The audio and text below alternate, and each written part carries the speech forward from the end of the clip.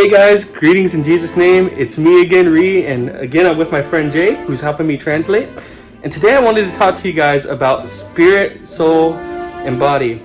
So the first thing I wanted to say is we're a three-part being, spirit, soul, and body. Kita nga mga tao, aduna tayo tulong kabahin, espiritu, kalag, o lawas. In fact, 1 Thessalonians 5:23 says, "May the God of peace Ingon sa unang Tesalonica 5:23 nga ang Dios sa kalinaw, sanctify you, magbalaan kaninyo, spirit, soul, and body, ya sa espiritu, sa kalag, o sa lawas, entirely." kinatibukan. So right there, we learn that entirely we are three parts. So diha, matong makita nga ang atong kinatibukan, tulo ta kabahin. We are a spirit, a soul, and a body. Espiritu, kalag, o lawas. Now, this is really important for reasons I'm about to show you. Importante kay ni sa mga rason nga ako ang i-share sa inyo. 1 John 4:17 Ingon sa unang Juan 4:17 says, "As Christ is, so are you in this world." nga ingon nga si Jesus kung kinsa man siya maupod kamo dinhi sa kalibutan.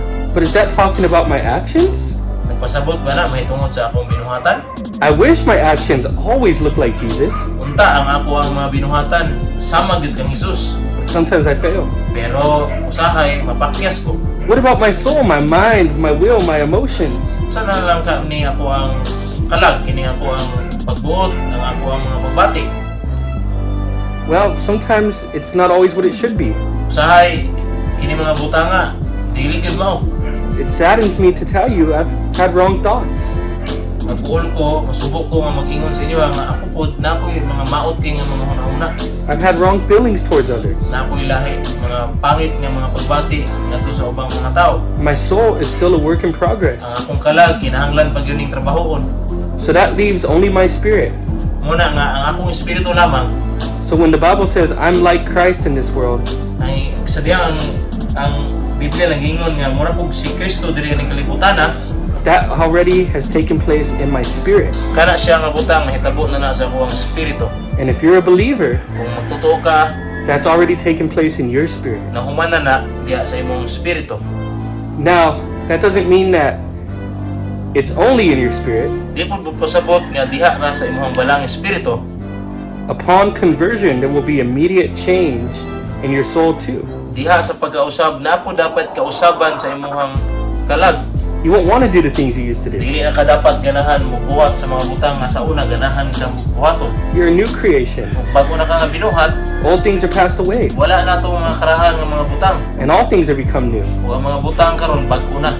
Still, Bisan pa man niya na, the only part of us that we know no longer sins ang bahin lamang sa tuwa nga dili makasala, is our spirit. ang ato arang espiritu.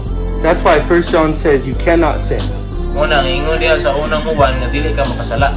And it uses a tense in its original language, which is Greek. Sa original nga lingwahe niini sa Griego, That means you don't even sin once. nga pasabutan na nga dili na gani ka makasala. And I could only imagine that's talking about our spirit. Ang ako rin yung makita ang gipasabot ana ang ato ang espiritu.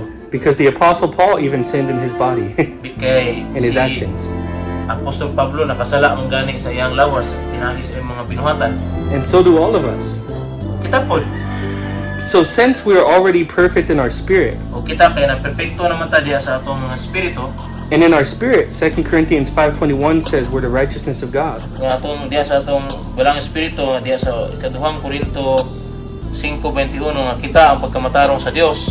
We need to learn to get it out of our spirit Kinahanglan nato karon matun-an nga pagawason ni siya gikan sa atong balang espiritu and into our actions. o ato ni siyang buhaton sa atong mga binuhatan.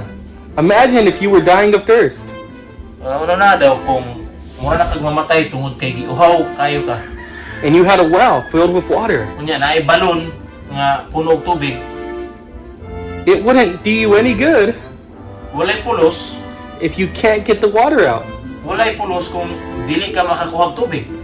So you have to learn to draw water from your well. So kinahanglan ka makakaton unsaon pagkuha og tubig gikan na nga balon. And you have to learn to get the holiness that's in your born again spirit O kinahanglan nga magtuon ka nga ang kining pagkabalaan nimo diha sa imong espiritu and draw it out into your actions ug imuha nang ipakita diha sa imong binuhatan and into your lifestyle ug sa imong pagkinabuhi so you can be changed. aron ka mausab. So how do you do that? So saan na nimo? The Bible says you receive grace Ang Biblia nag-ingon nga makadawat ka og grasya through faith. pinaagi sa pagtuo. And one definition of grace in the Bible Ang kahulugan sa grasya diha sa Biblia is the empowerment of God. mauna siya ang pagpalig-on sa Dios nganhi kanato.